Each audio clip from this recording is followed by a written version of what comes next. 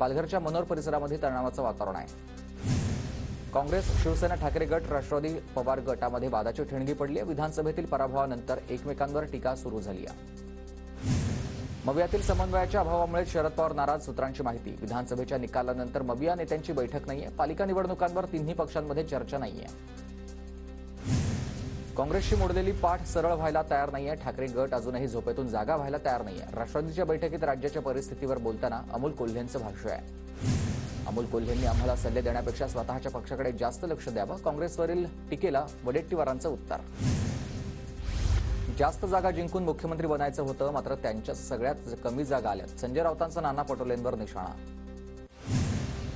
जागावाटपाच्या घोटाळा काँग्रेसला फटका बसलेला आहे. अनेक नेते बैठकीला उशिरा यायचे. आम्हाला कुठलंही प्लॅनिंग करता आलेलं नाही. जागावाटपाच्या चर्चेवर पटोले आणि राऊत यांचं वक्तव्य. लोकसभेनंतर इंडिया आघाडीची बैठक व्हायला हवी होती. एकदा तुटली तर इंडिया आघाडी पुन्हा तयार होणार नाही. संजय राऊतांकडून मवियावर नाराजी.